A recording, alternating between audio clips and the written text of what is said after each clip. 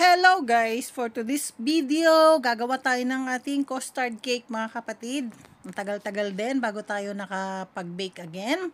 Tara, samahan niyo ako. Umpisahan na natin!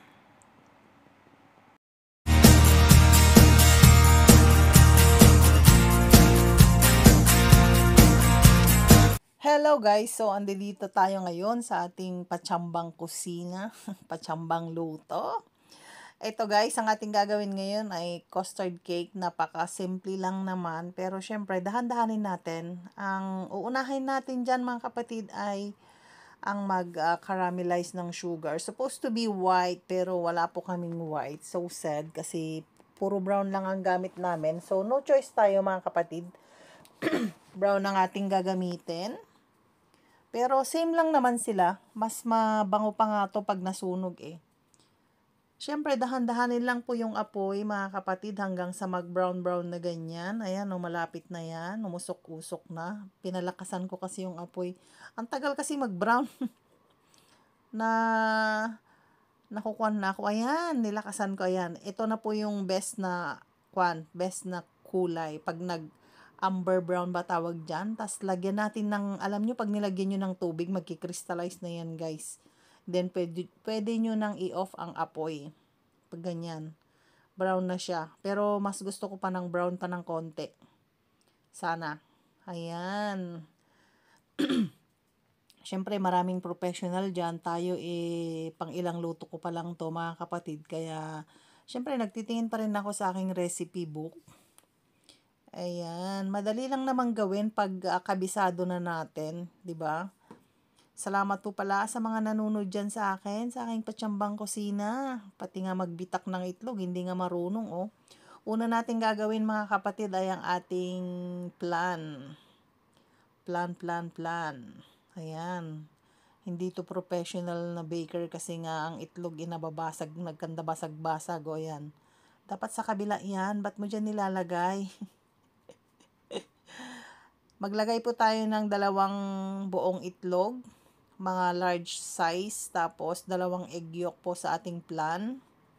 Ang ganda po kasi pag mas marami yung egg yolk, mas chewy po yung ating plan. Pero yung sineseparate natin na egg white, gagamitin natin yan mamaya para sa ating mirang. Siguraduhin lamang po na malinis po ang ating mga lalagyan, wala pong tubig. Kasi yan po yung rason kaya nagdi-deflate ang ating cake. Ayan, naglagay na po ako ng condensed milk dyan. Ilalagay ko po sa description lahat ng ingredients na ginamit ko sa recipe na to mga kapatid. Napakadali lang po. Ayan, naglagay din ako ng ibap. Ibap tsaka condensed milk yun. Ayan, umalis kasi yung mga pusa kaya naglaro yung daga. Alam nyo yun yung feeling pagkatulong kayo. Pag OFW kayo dito sa ibang bansa, ganon yung feeling. Pag wala sila, gagawa ka na. Ayan, nilagyan ko po ng lemon. Ang sarap po ng amoy ng niluto ko ngayon kasi lemon flavor. Para mawala po yung lansa mga kapatid. Tsaka mabalance na rin yung sweet. Tsaka binawasan ko po yung asukal nito sa recipe na nakuha ko. Binawasan ko siya mga kapatid. Naglagay po ako ng 1/2 teaspoon na salt. Pampabalance din po. Ayan, and then tusok-tusukin lang po. At tsaka dahan-dahan po nating ihalo lahat para mag-combine po yung condensed milk tsaka yung itlog. Siyempre, mekos-mekos lang natin mga kapatid, kagaya ng pag-mekos-mekos ng inyong auntie at uncle. Ayan. Ang sarap nito guys, nakaka-addict. Ayan. Minikos-mekos na ni auntie, oh. Grabe. Salamat sa mga nanonood sa akin dyan, mga kapatid, sa mga nagsosuporta. Magbakas lang po kayo sa baba, mga kapatid, sa comment section para mabisita ko din po ang inyong bahay. Ang hirap po mag-voice over pag naantok ka na, di ba?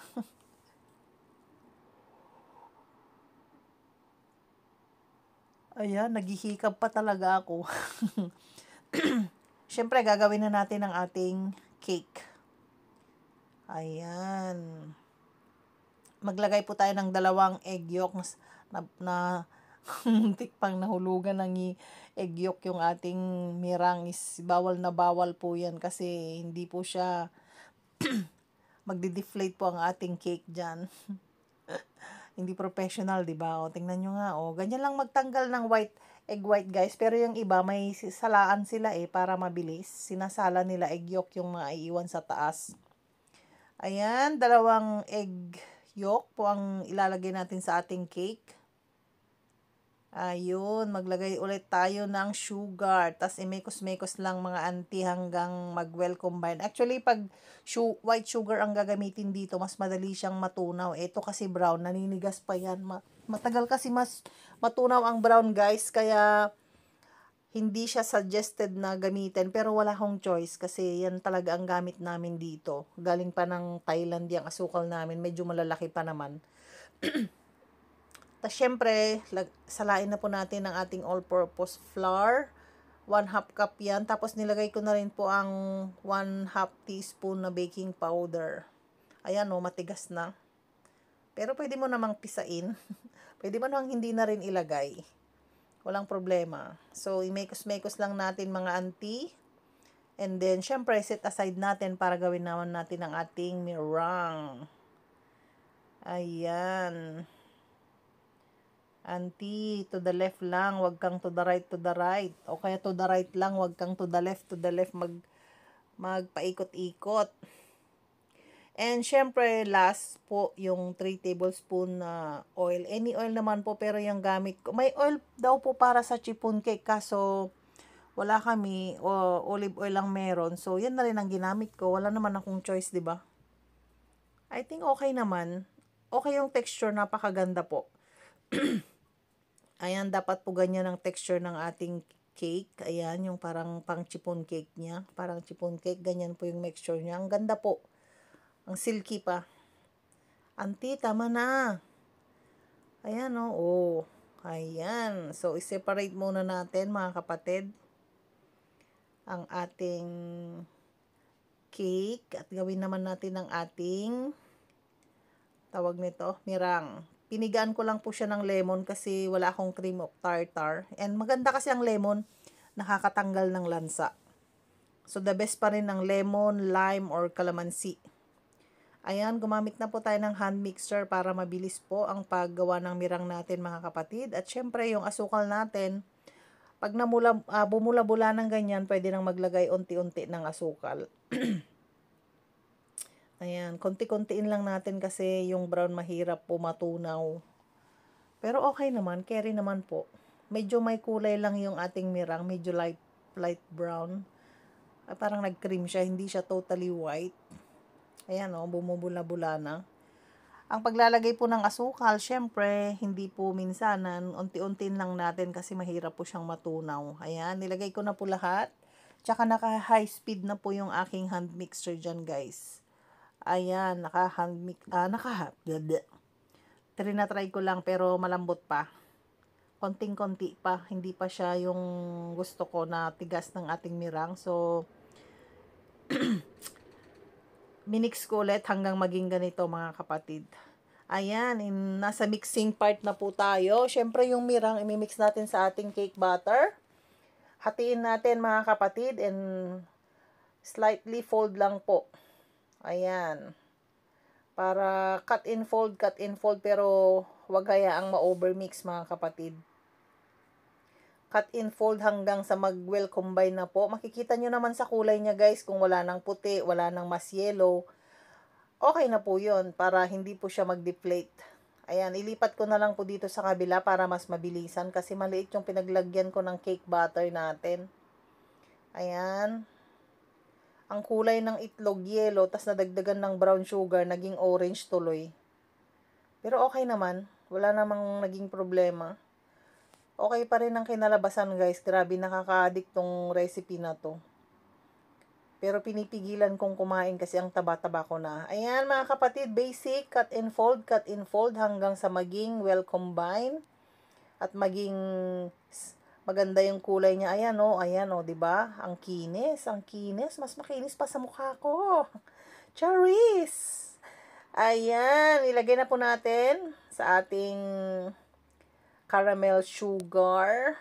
Ilagay muna natin ang ating eggplant mixture at kailangan po nating salain mga kapatid kasi minsan maraming buo-buo o kaya minsan yung may white ng itlog na hindi siya na beat masyado. So, dyan siya mag-stay. Para smooth po ang ating eggplant. Ay, eggplant. Ano ba? Ano bang iniisip ko? Talong? Paano naging talong? Ang leche plan naging talong. Ibang talong ang naiisip. Ano ba? Ang hirap ng tigang. Charis. Uy, iba na yun. Walang ganyanan. Leche plan ang pinag-uusapan. Hindi talong. Ba't kasi napunta sa eggplant? Ayan yung sinasabi ko guys, oh, medyo, yung alam nyo yung parang matigas na white ng itlog. Parang hindi siya masyadong nabate, pero hindi ko na nilagay lahat. Kung ano lang yung nasagat na kwan dyan, yun na lang. Ayan o, ayaw talaga. Matigas yan. Ayan o. O, so tinanggal ko na lang mga kapatid. And syempre, ilalagay na po natin ang ating butter mixture. And this time guys, dapat nakapainit na kayo ng inyong oven. Ang oven ko nakapainit na ng 10 minutes, 180 degrees. Ayan, ilagay na po natin ang ating butter mixture. Dahan-dahan lang po. Mula gitna, gilid, paikot. Ayan o, gaya ng ginawa ko. Ang ganda ng pagkaka-fold niya guys. Tsaka ang silky ng butter natin, oh, grabe. Ayun. Ang pag-bake ko nito guys, sa oven namin na induction 110. 110 lang yung sa kwan namin. Tapos 110 and then for 1 hour. Kasi kung mabigla guys, bigla siyang aangat, tas biglang magdi-deflate later. Magdi-deflate naman talaga lahat kasi alam naman natin na ganun. Pero mas maganda yung dahan-dahan para yung plan niya is very smooth. Hindi siya yung bubula ba. Ang smooth ng plan niya sa baba. Tingnan nyo mamaya guys pag naluto. Ayan. Sarap-sarap. Excited na akong kumain. And to make the story short, ayan na siya. Tapos na po. Ayan. So hindi siya masyadong tumaas. Pero syempre mamaya yan magdi-deflate panigurado. Ayan guys. Wala din naman akong yung nilalagay sa kamay. Pero malinis na towel yung ginamit ko. So ipapalamig lang natin dyan mga kapatid. At bago natin itaob mamaya, nilagay ko muna sa rep yan ng mga 1 hour para tumigas ba. Ayan. Charan. So, ito na nga kapatid. After ko nilagay sa ref, ayan, bumuka na siya. Ibig sabihin, luto na siya. Lumiit na siya. Pero, ayan, tinaob na natin. 1, 2, 3. Tabingi. Feeling ko tabingi. Tabingi! Ano ba? Excited ka masyado. 1, 2, 3. Charan! Oh my God! Ang ganda ng kulay! Ay, gusto ko ng tikman. Ang ganda ng kulay mga kapatid. Grabe. Ayan. So, mag-slice tayo kung anong itsura niya. Wow. Ang ganda ng feeling mag-cut. Alam mo yung firm na firm siya pagkatapos ko nilagay sa fridge. Ayan guys. Tingnan natin ang itsura niya. Ayan. Wow naman. O, diba? Jigling-jigling pa. Makapal yung cake niya pero hindi masyadong makapal yung plan niya. Pero okay na rin yan. Gusto ko yung may cake na ganyan. O, diba? Ilagay na natin dyan. Sample yan, sample. Ang ganda, diba? Ayan. Gusto ko ng tikman. Di na ako makapag-antay, guys. Favorite ko tong part na to. Tikiman time. So, maraming salamat mga kapatid sa panunood ng aking munting video. Hanggang sa muli mga kapatid. Salamat po. At your service, Maria Isabel Vlogs. Thank you for watching mga kapatid. Pasensya na medyo mahaba pero worth it naman. Tingnan nyo naman diba? Ay naku Diyos ko, gusto ng pamilya nyo to. Okay, see you next vlog. Bye!